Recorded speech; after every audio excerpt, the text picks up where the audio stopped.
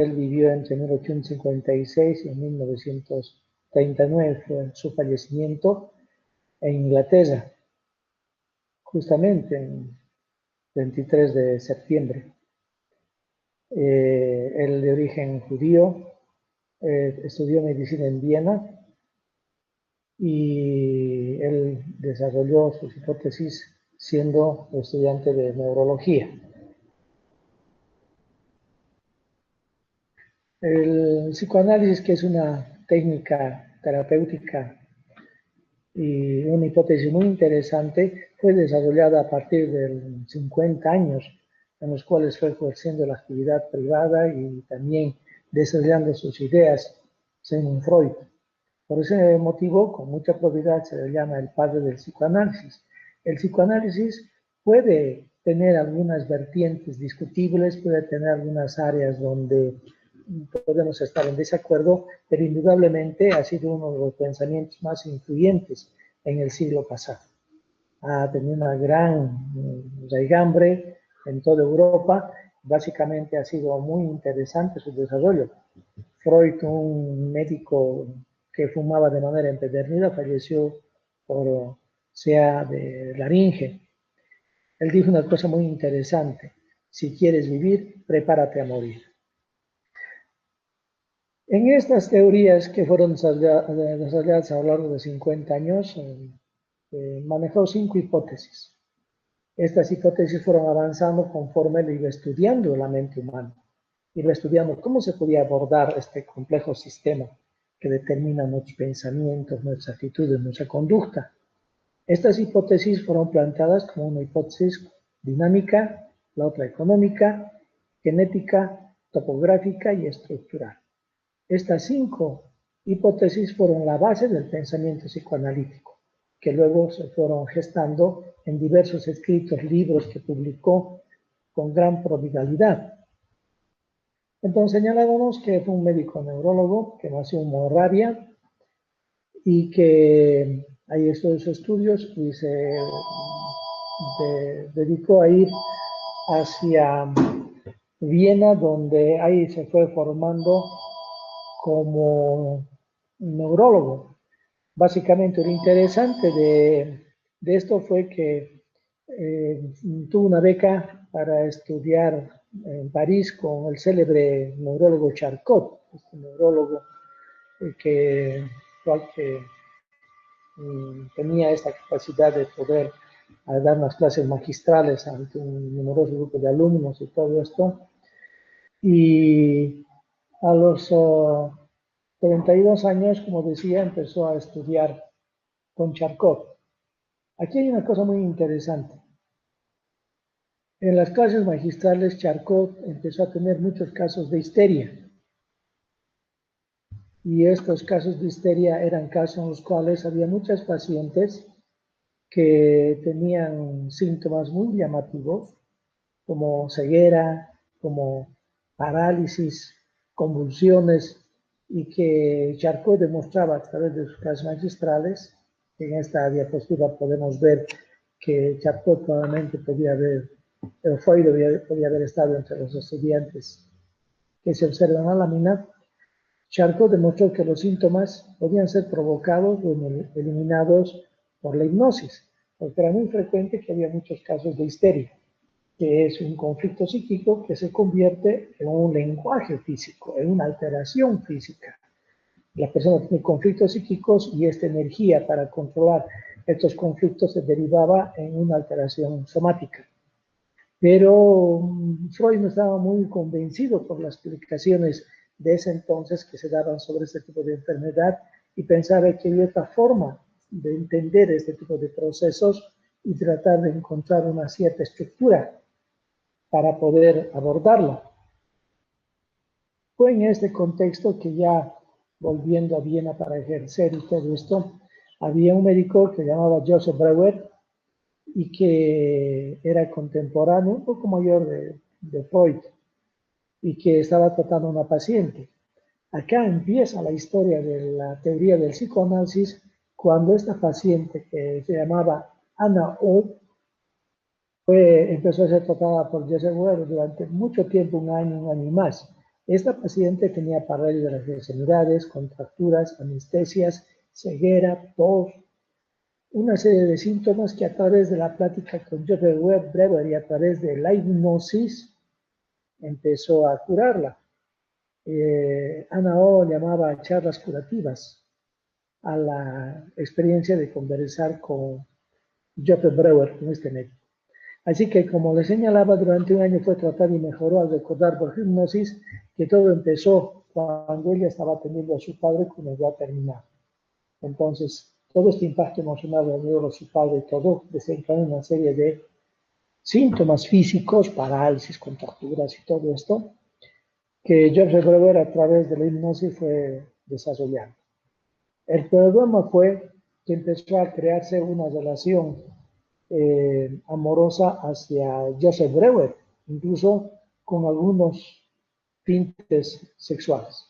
Entonces Brewer, de una manera muy adecuada, dejó el caso. Dejó el caso porque era una situación complicada que se estaba presentando con esta paciente, y de esta manera fue que Freud tomó el caso y Freud empezó a tratar a esta paciente. Nuevamente, la paciente perdió nuevamente la visión, la movilidad de sus piernas, no podía caminar nuevamente, empezó a tener exacerbación de sus síntomas. Pero Freud no se alarmó cuando hubieron no solamente los síntomas, sino incluso los sentimientos sexuales, sino que los estudió detenidamente y a partir de esas observaciones y el estudio de sus propias fantasías y los sueños también que tenía Freud, elaboró paulatinamente sus hipótesis. Aquí hay que ver que Freud hizo un autoanálisis, investiga los propios sentimientos. Ahora sabemos que lo que tenía la paciente una relación transferencial y lo que Freud tenía una relación contratransferencial, y Freud entonces empezó a analizarse en relación a lo que él sentía, a sus pensamientos y también a sus sueños. Y de esta manera fue surgiendo la primera hipótesis, o los primeros descubrimientos que hizo Freud, que llamó el inconsciente y la sexualidad. Aquí dos áreas que fueron la base para tratar de entender que había una área por debajo de la conciencia de la cual no nos percatábamos, y que esta área es algo que implica una gran vida psíquica, y que los conflictos que se tienen en esta área también están dirigidos o, digamos así, originados por la sexualidad.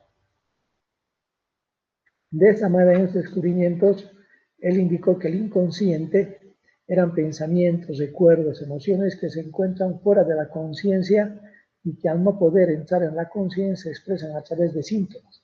Síntomas como la histeria, donde la persona entonces deriva este tipo de alteraciones hacia el cuerpo, o de neurosis que están siendo cruzadas estas experiencias por la ansiedad. Entonces, como en la figura que vimos en ese témpano, todo el inconsciente es una gran masa que se encuentra por debajo de todo lo flotante, y en la parte superior solamente está la parte consciente. Ya iremos desarrollando progresivamente estas áreas. Y la sexualidad entonces eran vivenciadas, eran recordadas como recuerdos vergonzosos, y que estos no entraron a la conciencia porque muchos de estos recuerdos vergonzosos estaban dados por traumas, historias de abuso, historias de conflictos con sexualidad. Estas ideas sexuales eran reprimidas. Esto significaba que eran reprimidas hacia la conciencia, por lo tanto se quedaban en el inconsciente y no podían emerger. Pero esta energía para emerger se convertía en síntomas somáticos, porque había que utilizar una energía en reprimirlas, en hacer que estos recuerdos vergonzosos relacionados con la sexualidad emerjan y surjan hacia la parte consciente, como esta figurativa imagen del témpano de hielo. Lastimosamente, después de ver a muchos pacientes en esta área, Freud descubrió que los pacientes le mentían, que muchos de ellos no tenían experiencias de abuso en la sexualidad, de violación y cosas así, pero que en su fantasía los pacientes se expresaban, y eso fue un primer problema que observó Freud. Pero sin embargo, al hacer el autoanálisis que decíamos en láminas anteriores, él descubrió que la sexualidad ya se manifestaba a nivel infantil, y de ahí desarrolló el complejo de Edipo como esa atracción que tiene el niño o la niña hacia la figura, al progenitor de sexo contrario. Entonces se fue dando esto cuenta y también describió que estos impulsos sexuales reprimidos se transforman en un instinto que estaba dirigido hacia la libido que posteriormente llamó. De ahí fue surgiendo la teoría de la mente. Fue difícil para él abordar el tema de que la sexualidad era algo que se presentaba ya desde la infancia, a través de ciertas etapas del desarrollo psicosexual, que vamos a ver en la hipótesis genética. Probablemente requirió mucho esfuerzo y mucho valor para poder romper sus propios esquemas depresivos, para poder hablar de esto con la sociedad. Y bueno, le valió muchas críticas el mencionar esto. Y curiosamente, con los conocimientos actuales podríamos decir, por ejemplo, que la identidad de género se establece a los 3 a 5 años de edad. Y esto va de la mano de lo que planteó Freud, que la sexualidad era un proceso que empezaba en las primeras etapas de la vida. Ya en la primera infancia ya estaba presente la sexualidad. Y si hablamos de una identidad de género, pues está dado. Y eso es muy interesante. Entonces, él dio mucha importancia a la sexualidad, un elemento que podía producir muchos síntomas a través de la depresión. Pensemos que eran inicios del siglo pasado, 1900, 1905, 1910, donde ya todas esas teorías fueron decantadas a través de los diversos escritos de Sigmund Freud. Entonces, esto fue lo que denominaríamos teoría de la mente. Y como yo les digo, es una forma muy interesante de abordar el aparato psíquico del ser humano, porque una mejor teoría no se ha desarrollado tanto, y además porque es la base de todas las demás terapias que han venido, se han basado en las teorías del psicoanálisis para desarrollar las demás psicoterapias que conocemos en la actualidad. Entonces, la hipótesis itálica. De aquí surgió la primera hipótesis, de tal manera que él dijo que esto se refería a la interacción de los factores inconscientes dentro de la mente. Estos elementos psíquicos inconscientes estaban queriendo de la parte más profunda del inconsciente emerger, y que estos eran traídos a la conciencia por la hipnosis.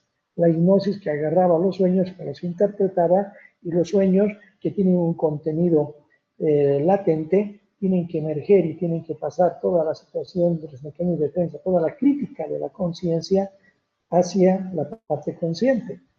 Entonces, cuando uno duerme, empiezan a relajarse los mecanismos de defensa, y a través de la hipnosis y la asociación libre pueden emerger. Y muchos de estos conflictos pueden ser traumas sexuales reprimidos en ese sentido. Entonces, recordemos que aunque durmamos, están funcionando los mecanismos de defensa y evitando que el contenido fantasmagórico del inconsciente emerja hacia la conciencia. Y la asociación libre, que vamos a ver un poco más adelante, que consiste en que la persona deba hablar sin ningún tipo de impedimento, sin ningún tipo de autocrítica, para poder expresar todo lo que viene y manejar los procesos que llamamos secundarios a primarios. Entonces, dentro de la hipótesis de dinámica, Freud postuló que las pulsiones instintivas, las fuerzas instintivas sexuales que empujan al organismo a buscar satisfacción, era algo que estaba planteado, y había unas fuerzas contrarias que se oponían a esta gratificación. Entonces, había una pulsión instintiva dirigida por la sexualidad, y había una fuerza contraria que la reprimía y que se oponía a la gratificación inmediata de estas pulsiones sexuales. Y de esta manera, entonces, la hipótesis dinámica habla de estas energías y estas fuerzas que están, entonces, lidiando por emerger hacia la conciencia. Entonces, las pulsiones instintivas que conforman básicamente la sexualidad son las demandas del cuerpo sobre el aparato psíquico.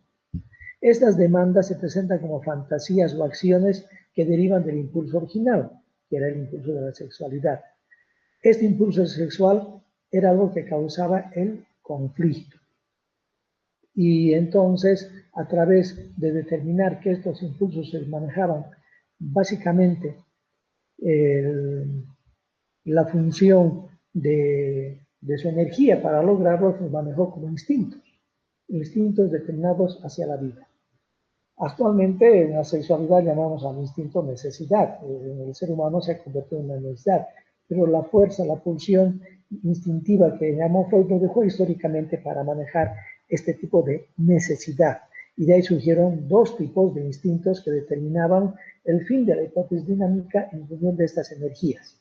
El instinto de vida, que llamó Eros, y el instinto de muerte, que llamó Tánatos. ¿Sí? Que estos dos instintos que básicamente están emergiendo de la parte más profunda del inconsciente que llamó Id-Way. ¿Sí? Entonces debemos determinar que nosotros, como todos los seres humanos, tenemos que reaccionar ante estas pulsiones básicas de la vida, y de esta manera el objetivo de la vida es la procreación a través de la sexualidad, y este es algo que nos rebasa y que, como todo mamífero y posteriormente ser humano, tratamos de lidiar y tratamos de complacer.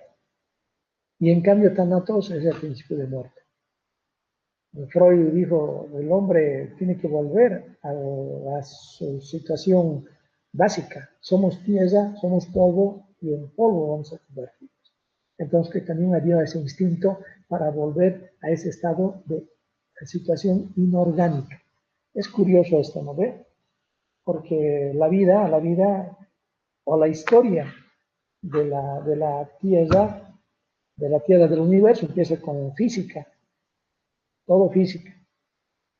Luego viene la química, ya los elementos que van a provocar posteriormente la vida. Y luego la biología, la física, la química y la biología. En este contexto es volver a la física, volver a la Tierra. Entonces son los dos instintos que lidiaban en la hipótesis dinámica. Siguiendo con la hipótesis dinámica, podríamos señalar que las demandas instintivas son continuas, permanentes, pero la intensidad que tienen es variable. Por lo tanto, las defensas que tienen que tratar de controlar estas fuerzas instintivas actúan por miedos inconscientes. ¿A qué? Según Freud y según el sistema del complejo de Edipo en las etapas tempranas de la vida, un temor a la castración, a la venganza, al aislamiento o al ridículo, que son las cosas que movían a estos miedos y que a través de estos miedos las defensas tenían que evitar que surjan estos miedos por cumplir de una manera inadecuada estas funciones instintivas. Entonces, esta forma en la cual se va actuando entre fuerzas y defensas es una consecuencia dinámica entre los impulsos y las defensas. Y aquí es muy importante determinar que Freud planteó un determinismo psíquico, que todo lo que ocurre no es por casualidad, que todo aquello que ocurre en función de lo que hacemos, de lo que hablamos, de lo que escribimos, no es por casualidad. Los olvidos, los retrasos, los actos fallidos, no es por casualidad. Por ejemplo, para todo esto hay una causa. Los sueños, los chistes, los actos fallidos, las decisiones en la vida o las elecciones son situaciones que hablan de esto. Les puedo dar un ejemplo de un acto fallido de un amigo que va y sale de su oficina o de su consultorio, va a la casa y me cuenta que llegó a su casa, sacó la llave para abrir la puerta del garaje y de repente no abría, la puerta del garaje no abría, la llave no abría, se fijó y se dio cuenta que estaba abriendo o quería abrir la llave de su garaje con la llave de su consultorio o de su oficina. Entonces me dijo, ¿cómo puedes interpretar esto? ¿Cómo puedes interpretar que yo quería hacer eso? Que yo me equivoqué. Desde el punto de vista del determinismo psíquico, no existe para el aparato psíquico, según esta hipótesis dinámica, el hecho de que haya pues olvidos por casualidad. Tiene que haber un motivo. Entonces yo le dije, estás en problemas con tu esposa, tienes problemas con ella. Y entonces me miró sorprendido y me dijo, ¿tú la estás viendo? Ella no me ha dicho que te está yendo a ver, la estás tratando de algo. No, no. Simplemente según la hipótesis dinámica, según el determinismo psíquico, lo que tú has hecho es manifestar el deseo de quedarte en tu consultorio o en tu oficina. No querías ir, no querías entrar en tu casa. Hubieras preferido que estuvieras abriendo mejor el consultorio o tu oficina. Esa es la interpretación y la forma en la cual el determinismo psíquico actúa y estas hipótesis dinámicas entre pulsiones y defensas son las que apoyan esta noción. En relación a la hipótesis económica, nos ubicaremos un poco a principios del siglo pasado, en la cual esta hipótesis derivaba de la creencia de los neurólogos de ese tiempo que afirmaban que todo organismo es un sistema de átomos movidos por energía. Esta energía nerviosa viajaba en función de todo el sistema nervioso y se convertía en una energía estática, permaneciendo en una cantidad constante, porque la energía no desaparece, se mantiene. Esta energía que estaba en las neuronas la llamó catexis o catexias, ¿sí? Entonces, la hipótesis económica deriva de estas ideas de la hipótesis de las transferencias de energías psíquicas, y la catexia es esta cantidad de energía que está presente y que va a actuar en un momento determinado. Esta energía psíquica está en relación con las funciones instintivas. Cuando hay una mayor necesidad en el organismo de algo, la catexia también aumenta. Esta carga, diremos así, de energía aumenta. Entonces, las demandas de las pulsiones instintivas producen una estimulación central, una tensión, una excitación, sin una presión inconsciente que produce displacer, porque no se están satisfaciendo. Pero cuando se reducen o se solucionan, se produce el placer. Entonces, constantemente, estas pulsiones instintivas, estas catexias, están determinando una sensación de malestar. Y obviamente, su satisfacción. Entonces, Freud dijo que estas pulsiones instintivas que manejaban el displacer tenían unas características o propiedades. ¿Cuáles son las características y propiedades de las pulsiones instintivas o instintos, según Freud? Primero, que tienen una fuente, que es el órgano tejido en el que se despierta esta necesidad. El segundo es el ímpetu o cantidad de energía, que llamaremos catexia, que se puede acumular o descargar. El tercero es la meta, o es la actividad dirigida a la satisfacción de la pulsión que está despertando todas estas conductas. Y finalmente el objeto, que aquí hay que determinar que el objeto no es una cosa, puede ser una persona, una situación, un objeto también con el que el sujeto debe relacionarse para realizar la acción satisfactoria de la meta. Objeto, entonces, algo o alguien importante para el sujeto, por eso se llama objeto. El objeto amoroso, alguien en quien se tiene un afecto especial, incluso el amor. Entonces, esta es algo, y es un principio que también debe ser entendido así. Es una cosa con la que el sujeto debe relacionarse para realizar esa acción. Siguiendo con la hipótesis económica, entonces, cuando había una mayor energía invertida en esa persona, en esa experiencia, era mayor lo que llamó catexia de objeto. Las prohibiciones y miedos pueden oponerse a estas acciones y se llaman contracatexias.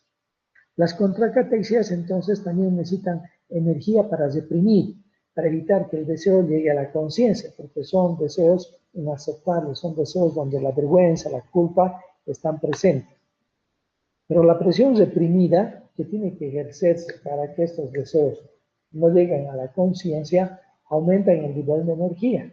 Y este aumento de energía busca canales alternativos para su descarga, y esta descarga puede ser la que produce los síntomas de angustia o los síntomas de histeria o los síntomas neuróticos por esta depresión que está incrementándose.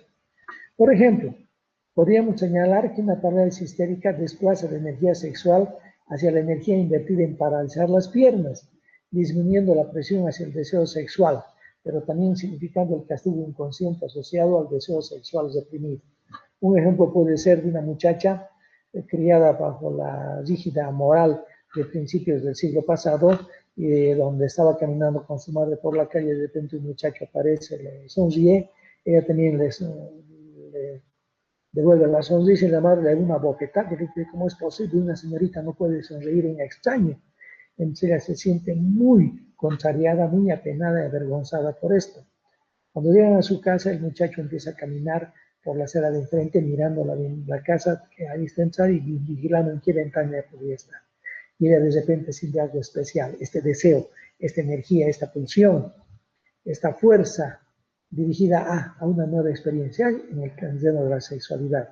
pero al mismo tiempo tiene que ser reprimido por las contracatexias. Y un día ella despierta en la mañana, se levanta y cae al piso. No puede ponerse de pie. La llama a su madre desesperada, y su madre la ve y ella no puede ponerse de pie. Entonces, esta energía sexual se ha desplazado a convertir, en este caso, en una paraplegia. Y la paciente no puede caminar. Está castigándose a sí misma por el deseo sexual reprimido, pero al mismo tiempo está solucionando un conflicto, que es la ganancia primaria. Está solucionando un conflicto que es sobre la energía sexual que no puede manifestarse y no puede todavía expresar de una manera totalmente normal, ¿sí? Esto es una visión y un ejemplo que se ubica en principios del siglo pasado. Entonces, en ambos casos, tanto en la energía que se ha producido y en la parálisis, se produce una carga parcial de la presión acumulada y de esta manera se baja la angustia. No soluciona el problema porque está con la enfermedad, podemos decir con la parálisis, pero al mismo tiempo la angustia ha disminuido. Las repulsiones instintivas también pueden tener otras vicisitudes, otras formas de camino, y en esto actúan los mecanismos de defensa. Pueden darse vuelta en su impulso opuesto. Por ejemplo, las personas agresivas, las personas que tienen esa posibilidad o esa tendencia a ser agresivas con el otro, pueden como formación reactiva convertirse en lo contrario. Son personas muy amables, personas muy bien educadas, que hablan con afecto al otro, pero en realidad lo que están escondiendo son estos impulsos agresivos. También puede haber unos deseos inconscientes hacia un familiar. Por ejemplo, un sujeto que tenía una media hermana, al cual se sentía muy atraído a su media hermana, pero no puede él establecer un vínculo con ella, entonces desplaza este deseo inconsciente a su media hermana, desplaza hacia una mujer que es muy parecida a esta media hermana. Por lo tanto, se casa con alguien muy parecido a esta su media hermana. ¿Por qué? Porque ha desplazado este deseo inconsciente, prohibido, inadecuado hacia esa su media hermana, hacia una persona, una mujer muy parecida a él. ¿Sí? En el 1905, este instinto que iba hacia la vida, hacia el eros, lo llamó libido, que era la energía del instinto sexual. Entonces surgió la libido como esta energía dirigida hacia la vida, esta energía dirigida hacia la sexualidad, hacia la reproducción y todo esto. En 1910 empezó a hablar de los instintos del ego, que eran todas aquellas conductas que buscaban la autoconservación, las defensas, la no defensa y la represión como un mecanismo clave para lograr mantener en el inconsciente todos aquellos deseos inaceptables para nosotros. En 1920 habló del instinto de agresión y de esta manera surgió una teoría dual de los instintos. Es interesante.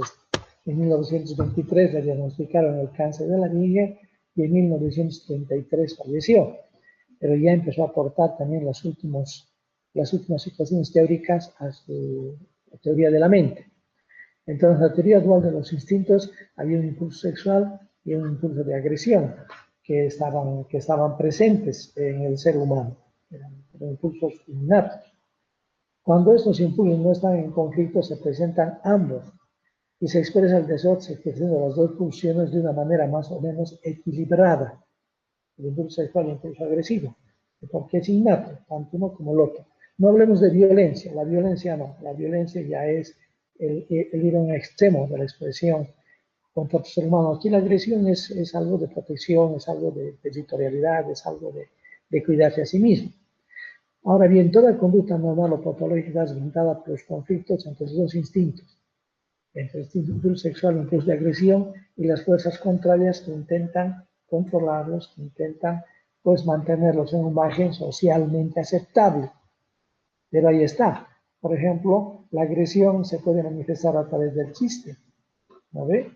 Dos amigas que no se quieren se encuentran. Hola, ¿cómo estás? ¿Cómo te va? Y una le dice al otro, qué bonitas las perlas que llevas. ¿Son verdaderas? Está manifestando la agresión. está manifestando la agresión hacia otro. O podemos tener también nosotros un chiste donde estamos con alguna persona y tiene un chiste hacia nosotros, pero nos está demostrando agresión. Puede decir, dos médicos, un médico llega y dice, pronto preparen el quirófano, y dice la jefe de quirófano, ¿qué tiene el paciente? Tiene una buena posición económica, dice el cirujano. Es un chiste, por ejemplo, incómodo y está demostrando agresividad. Obviamente no lo tenemos que aceptar, pero así en los chistes puede manifestarse la agresividad. Entonces ahí está, y este chiste le está haciendo que la agresividad sea manejada de una manera socialmente aceptable a través del chiste.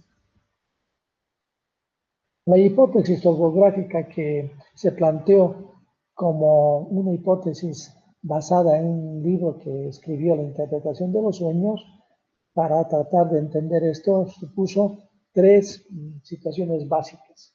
Y volvemos a la diapositiva anterior y entramos más ya en terreno, señalando que tenemos tres áreas topográficamente hablando que no son divisiones anatómicas, sino son divisiones hipotéticas, entre el inconsciente, el preconsciente y el consciente. Entonces mencionamos que el inconsciente, que es la parte inferior y lo que está representando el mayor volumen de nuestra vida psíquica, que es básicamente el inconsciente. El inconsciente es un área que no nos percatamos nosotros, no nos damos cuenta de la situación y básicamente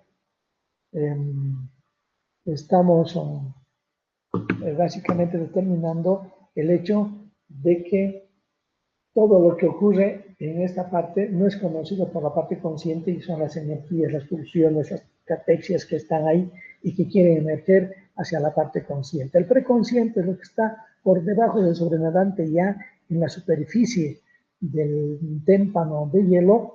El preconsciente es lo que está justamente entre el inconsciente y el consciente, y es algo de nuestra vida psíquica que la podemos traer a través de la memoria, pensando en ciertas cosas, en ciertas experiencias que hemos tenido del pasado, podemos agarrar y podemos llevarlas al plano de la conciencia, a través de la memoria, del recuerdo. Esa es la idea preconsciente, o sea, somos capaces por nosotros mismos de acordarnos.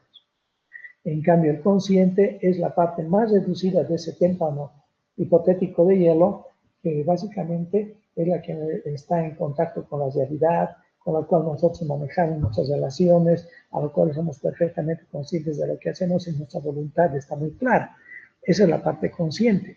Y de esta manera va creando estas tres estructuras topográficas de la mente del ser humano, ¿sí?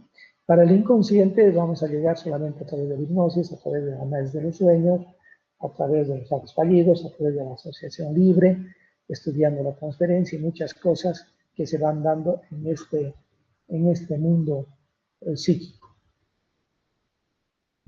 La hipótesis genética, que surge de un libro llamado Tres ensayos sobre la teoría sexual, postula que la pulsión sexual existe desde el nacimiento, y de esta manera sale la teoría psicosexual en su marco genético. Y esto fue muy avanzado para su tiempo. Pensemos, estamos hablando de 1900, 1910, 15, 20. Estamos hablando de una época en la cual esto era totalmente condenado por la sociedad, ¿no? Y se compone de 4 etapas que tratan del desarrollo de la personalidad y las áreas específicas del cuerpo, desde el nacimiento hacia la pubertad. Son la fase oral, la fase anal, la fase fálica, donde tiene que ver el complejo de Edipo, el periodo de latencia y luego la fase genital. En la fase oral, que abarca más o menos el primer año de vida, la zona erógena más importante es la boca. Entonces, toda la libido, toda esa energía hacia la vida, toda la energía hacia la sexualidad se focaliza en la boca y en la fuente de placer. Ahí está la parte más cargada libidinalmente. Ahí se focaliza la libido. Entonces el placer lo va a conseguir a través del estimulante de la parte oral, ¿sí? Si la persona se va fijando en esta etapa, hay mucha gratificación, puede tener un carácter dependiente, es decir. Posteriormente, luego de los 18 meses, ingresamos a la parte anal, en la cual entonces toda la catexia y toda la energía libidinal se va hacia la parte anal, y de esta manera empieza el famoso control de los esfínteres, la educación sobre esto, la fijación o no sobre esta etapa de la vida, y se dice que el primero es una forma en la cual el bebé, el niño, empieza a interactuar con su entorno, empieza a tener una experiencia en la cual va a recibir premios o castigos de acuerdo al ejercicio de esta área de su organismo, y por ese motivo también se habla de que ahí está puesta la libido. Cuando uno se va fijando en el carácter anal, surge un carácter anancástico obsesivo de alguien con rasgos perfeccionistas, detallistas, tercos, obstinados, pero al mismo tiempo muy pulcros, muy preocupados por el aseo. Luego viene la fase fálica, a los 3 años, a los 5 años, hasta los 6 años, dicen algunos autores, donde se fija en la parte genital, en la parte del aparato sexual del varón y de la mujer, y de esta manera empieza a ver el conocimiento de la propia experiencia sexual, más que todo en función del conocimiento de la anatomía, para ser más exactos. En la anatomía sexual, los caracteres sexuales del niño, de la niña, y de esta manera entonces el niño empieza a desarrollar un sentimiento hacia la madre, o de la niña hacia el padre, más frecuente, más descrito del niño hacia la madre, y de esta manera la carga libidinal también empieza a movilizarse hacia esa figura, hacia ese objeto amoroso. Pero entonces interviene, aquí empieza a desarrollarse el complejo de Edipo en esta atracción libidinal hacia la madre, entonces entra la autoridad del padre, el niño se da cuenta que él es diferente a la niña, que la niña no tiene pene que él sí, entonces ahí desarrolla la fantasía de la castración, según Freud, y de esta manera entonces tiene que cambiar su objeto amoroso hacia un objeto externo, y se va desplazando entonces la libido hacia afuera del propio círculo familiar, y luego entonces, después del periodo de latencia, se va hacia la fase genital, que consiste ya en la fase productiva, donde toda esa libido se dirige a otra persona, diferente de los núcleos parentales, y se dirige hacia un ser humano fuera del contexto familiar, y se va resolviendo el complejo de Edipo. Y entonces es la genitalidad, la fase genital ya es la forma de productividad, la forma de relacionamiento maduro, del amor y todo esto frente a las personas ya de sexo contrario, o a las personas que en realidad se va a dirigir ya un amor maduro, ya terminando la adolescencia y entrando a la etapa del adulto joven. Entonces, esas son las vicisitudes del desarrollo psicosexual que se desarrollan a través de estas etapas en esta hipótesis genética que describe Freud. La hipótesis estructural es una hipótesis ya mucho más elaborada, mucho más trabajada, donde están no solamente el yo superior. En esta etapa, en esta hipótesis, ya determinó llamar al id, al yo ego, y al superior superego, y va hablando sobre la estructura muy dinámica de lo que es la personalidad. Entonces, en la hipótesis estructural está el id, llamado ello, el ego yo y el superego superior. En el id, entonces, él menciona en esta parte inconsciente que están incluidas las representaciones de las pulsiones sexuales y agresivas del ser humano. Sus contenidos son totalmente inconscientes, son irracionales y son muy primitivos, que demandan satisfacción inmediata, puesto de que es algo con lo que nosotros nacemos. Y el proceso primario es el proceso de resolución del displacer con el placer a través de la fantasía. El proceso primario es el que se dirige a través del principio del placer.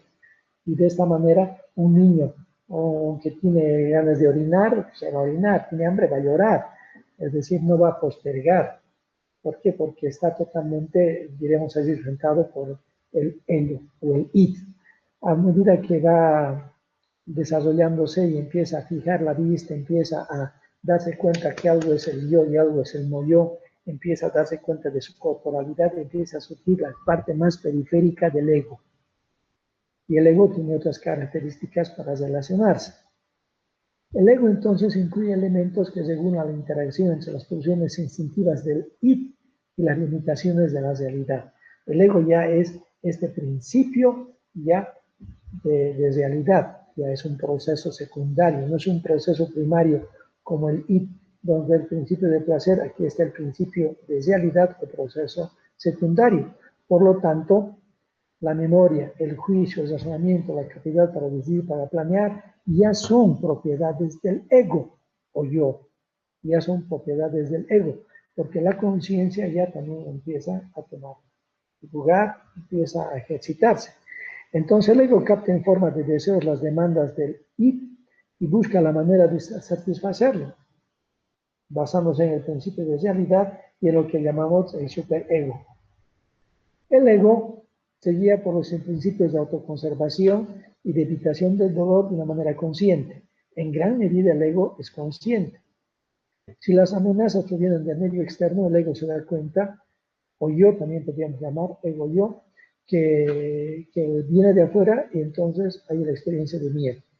Pero si las demandas son del id o del ello y no pueden satisfacerse porque están viniendo de adentro, entonces tienen que surgir los mecanismos de defensa para controlar la angustia. Por eso, el miedo es objetivo, es externo, el miedo es subjetivo y es interno. El miedo es algo a lo que conocemos y vemos, y el miedo y la angustia es algo que surge sin que haya un elemento externo y es algo que nos desbalancea más porque no es algo objetivo o racional directamente. Entonces, las funciones del ego, el ego capta, registra, evalúa e interpreta la realidad externa, la que vemos, y también todos los conflictos y las experiencias que tenemos intrapsíquicas de las que podemos darnos cuenta. Actúa como árbitro entre las dos realidades. Alguien dijo que la experiencia de la mente es como el ego sería un cochero que tiene dos caballos que está conduciendo, un caballo blanco que es el superego que tiene que subir hacia los ideales y un caballo negro que quiere irse hacia los abismos. Y de esta manera tiene que controlar en este tipo de experiencias entre lo bueno, lo bueno, entre los instintos y la necesidad de satisfacerlos inmediatamente y la capacidad de controlarlos o de postergarlos. De esta manera, entonces, el ego tiene este tipo de actividad y de función, ¿sí? Entonces, el ego funciona con el principio de realidad. Y podemos decir que hay personas que tienen algo fuerte o algo débil en función de la madurez, en función de las capacidades, en función de la biología, en función de toda esa capacidad de poder controlar y postergar aquellas urgencias instintivas. Por eso hablar de algo fuerte o algo débil, lo contrario. El ego ya incluye a la conciencia porque la conciencia como una actividad emergente del cerebro y algo que no conocemos todavía y algo que no sabemos cómo puede actuar, cómo puede resultar esta compleja experiencia de darse cuenta de uno mismo, de su pensamiento, es algo que es una función del ego. En realidad, la conciencia abarca mucho más que eso, ¿no? Pero básicamente podríamos decir que el ego incluye a la conciencia. El ego funciona en las tres regiones. En la forma del inconsciente están activados los mecanismos de defensa, como la represión, actos automáticos que hacen que nosotros rápidamente podamos actuar sin que nos percatemos de nuestro verdadero motivo. Yo estoy en mi trabajo, ya son las 6 de la tarde, ya me voy a ir. Yo trabajo recién hace un año en esa empresa y me he comprado el auto del año, lo estoy pagando a cuotas. Y de repente estoy terminando, ya son las 6, yo me he hecho un compromiso con una amiga para salir a pedirnos algo y de repente aparece el jefe. Disculpe, Tito, más por favor. Y me da más trabajo. Yo miro mi reloj, inmediatamente quiero tener la experiencia del enojo, de la ira, pero inmediatamente es reprimir. Y lo que sale más bien es una racionalización. Y digo, mi jefe me aprecia mucho, sabe de lo que yo soy tan buen trabajador, porque me da más trabajo. Un día se ve su brazo derecho.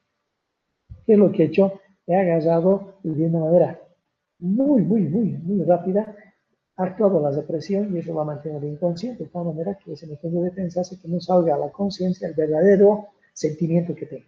Y eso me ayuda a vivir, nos ayuda a vivir. Es un ejemplo de muchas situaciones y facetas que tenemos los seres humanos, los automáticos, en fin. En cambio, en el preconsciente, como dijimos, esa línea que está en el consciente y el inconsciente, a través de los recuerdos podemos traer a nuestra mente situaciones que vivimos y situaciones que estamos presentes. En esta hipótesis estructural no podemos dejar de mencionar o debemos mencionar al superego o superior también. El superego son las estructuras que incluyen las normas éticas y morales de la sociedad.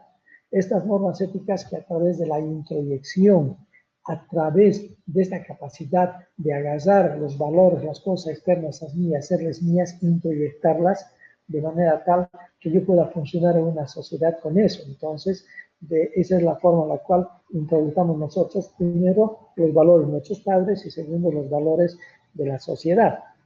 ¿Sí?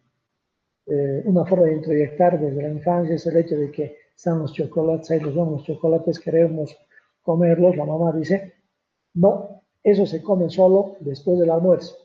Ah, yo quiero acariciar, quiero sacar, y me dice, no, te dije que eso es para después del almuerzo. Un día no está mi madre, yo veo no está mi madre, están los chocolates, miro, y de repente digo, no, no lo voy a hacer, porque esos chocolates son para después del almuerzo. Entonces hay introyectado valores. Imagínense la importancia que tienen nuestros padres para que nuestros padres nos vayan introyectando lo que son los valores adecuados, los valores de respeto, de consideración, los valores morales, para ir formando luego lo que llamaríamos el superego. El superego.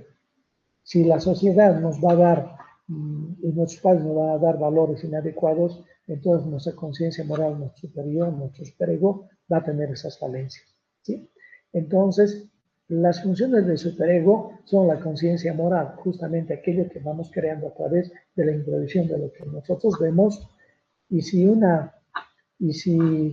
la educación está basada en patrones inadecuados, como que hay que reconocerlo al vivillo, no, pero no ha robado tanto, pero ha hecho, por ejemplo, son errores que se van dando para que tengamos una formación inadecuada del superego. Debemos ser nosotros honestos y debemos ser nosotros mismos. Mientras más dignamente tratemos al otro, nosotros somos más dignos. Entonces, la conciencia moral, que va a ser una de las funciones del superego, tiene que ser forjada a través de introyecciones positivas, adecuadas, morales, éticas, de respeto y consideración. Resolver las cosas con el diálogo, no resolver las cosas a las patadas. Si introyectamos eso de las patadas, bueno, todos vamos a querer resolver así a las patadas. Si un niño ve en la casa que el padre se agredió con la madre, eso va a introyectar. Y luego a su futura pareja también le puede agredir. Entonces son cosas que tienen que ser, tres funciones del ego tienen que ser manejadas a través de la conciencia moral y a través del ideal del yo, lo que uno va queriendo ser en el futuro, las metas que se ponen, las situaciones que quiere alcanzar.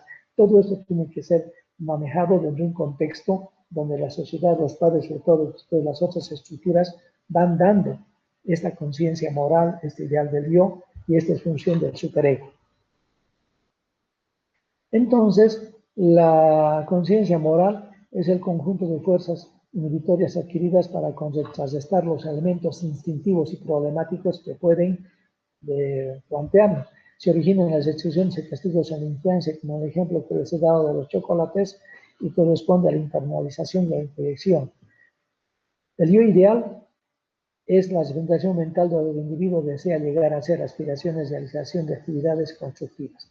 Y de esta manera se va planteando la hipótesis estructural, que es muy interesante porque lo que nos plantea es una forma adecuada de actuar, de ser, de relacionarse, de producir y de ser un buen ser humano a través de que seamos equilibrados y seamos sanos y hayamos desarrollado estas estructuras superiores.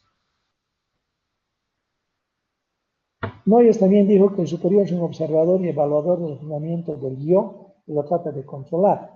El superior básico se forma hacia los 5 años y tiene que ver con estas partes preconscientes y conscientes, pero sigue sufriendo cambios y condiciones que tienen y adiciones que se van dando a través ya del desarrollo de la vida y de la capacidad del ser humano de ir tomando las cosas positivas para desarrollarse.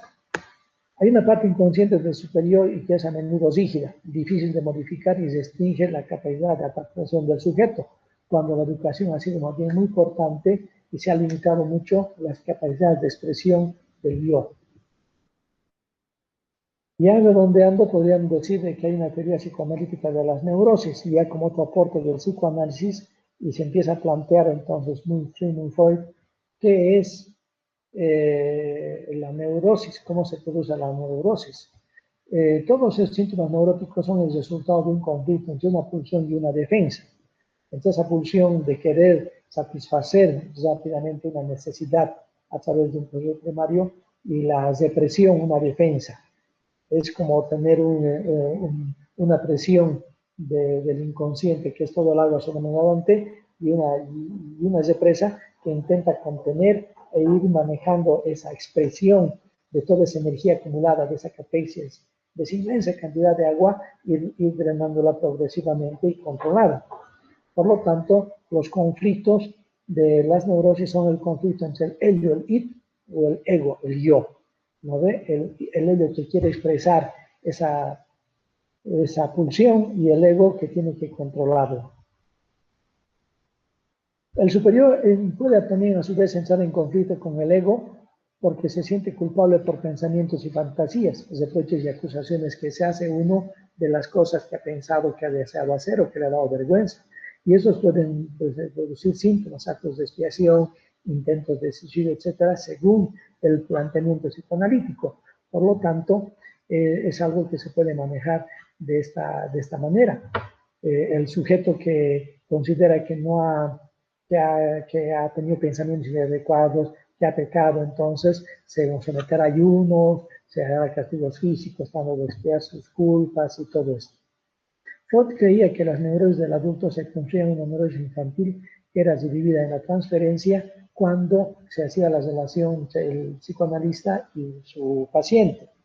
Entonces, el paciente revivía estas experiencias en la infancia y planteaba y proyectaba en el psicoanalista este tipo de imágenes de recuerdos y de personas. Entonces, transferencialmente, vivía algo y lo proyectaba en la imagen del psicoterapeuta, en este caso, del psicoanalista. En las teorías psicoanalíticas de la psicosis se decía que es incapacidad para formar una neurosis de transferencia. ¿Por qué? Porque toda la libido estaba encerrada en sí mismo y todo el pensamiento estaba encerrado en sí mismo. Por eso llamó Freud a la psicosis narcisismo sin objeto. Por lo tanto, no había materia de analizar porque no había transferencia. No se podía establecer un tipo de experiencia emocional con el terapeuta, porque estaba toda esa catequesia divinal estaba dirigida hacia el mismo sujeto. Por ese motivo no se podía hacer psicoanálisis. Por lo tanto, no está indicado el tratamiento con esquizofrenia, como vamos a ver más adelante. Incluso es peligroso, puesto si no hay transferencia, si no se tiene esta relación con el otro, debe buscar otro tipo de análisis basados en la realidad, pero el cuadro esquizofrénico puede desequilibrarse más. ¿Por qué? Porque en los psicóticos la asociación libre puede incrementar la pérdida de contacto con la realidad y de esta manera no está indicado. Entonces, el psicoanálisis tiene las siguientes indicaciones en todas las psiconeurosis, que son eventos que están cruzados por la ansiedad. Todos los trastornos de ansiedad, los pensamientos obsesivos, las conductas compulsivas, la depresión, el trastorno de conversión en general, la histeria, las disfunciones sexuales, los trastornos de personalidad. Es una amplia gama de cosas que pueden ingresar en su tratamiento.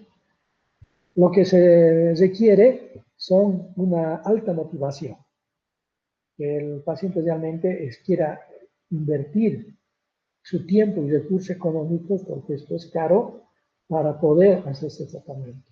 Deseo de conocerse a sí mismo, de tener la capacidad de andar este camino, es decir, tener resistencia a la frustración, tolerancia a la frustración. ¿Por qué? Porque uno va a querer que inmediatamente diga algo, algo no, de uno mismo tiene que encontrar su camino. Tolerar la ansiedad que se plantea el tratamiento, tiene que haber un superior, superego razonable y maduro que sea capaz de que el sujeto tenga esta posibilidad de ejercer su autonomía también, y no que no sea el superego una fuerza y un control como una camisa de fuerza que no lo deja ser al sujeto. Una actitud honesta de una inteligencia media superior, porque tiene que tener la capacidad de insight, la capacidad de darse cuenta, la capacidad de percatarse. Y esto no lo tienen muchas personas. Las contraindicaciones cuando hay una ausencia de sufrimiento y el sujeto no tiene mayor motor para acercarse a esto, cuando hay mal control de impulsos, gente impulsiva, tendencia a desorganizarse, todo esto no va a entrar en este tipo de tratamiento. Una incapacidad para tolerar la frustración y la ansiedad, baja motivación, una falta extrema de honestidad.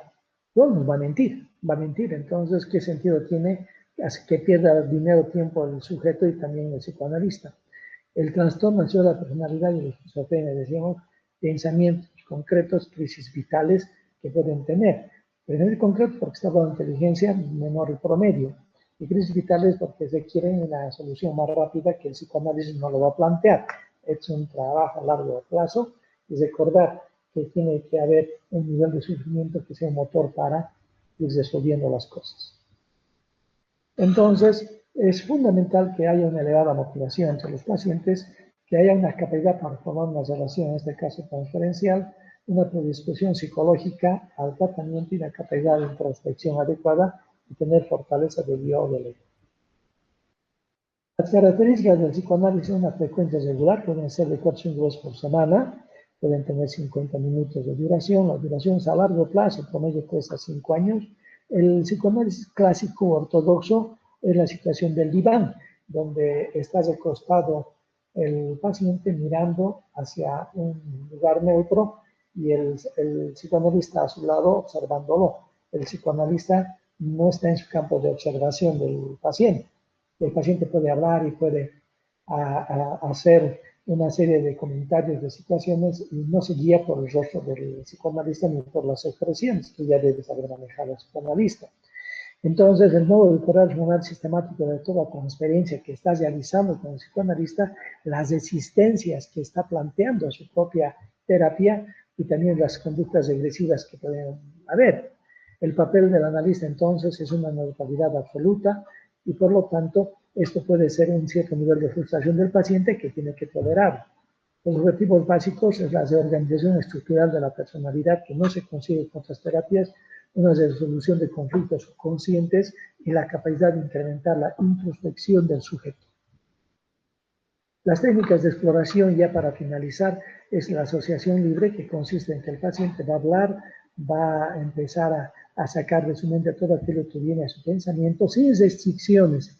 Este es un encuadre muy importante, que no tiene que haber un sensor para expresar todo lo que le viene a la mente, no tiene que haber qué va a pensar el médico si yo digo esto, no digo esto, no, tiene que expresar todo, y esto es muy importante, y así va a ir ganando y va produciendo procesos secundarios a primarios y todo.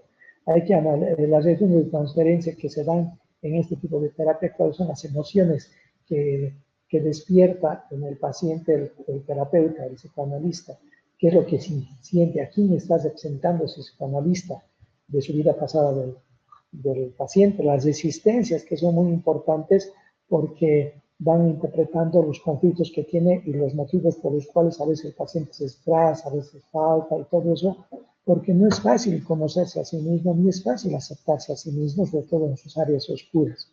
La interpretación, que es la forma en la cual el psicoanalista dice algunas cosas para que el paciente vaya hilvanando y vaya juntando algunas cosas.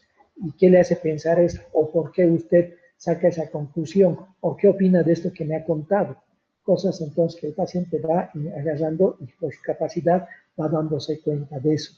Alguien que puede decir en medio de mucho dolor, ¿por qué a mí? ¿Por qué a mí me ha ocurrido esto? ¿Por qué?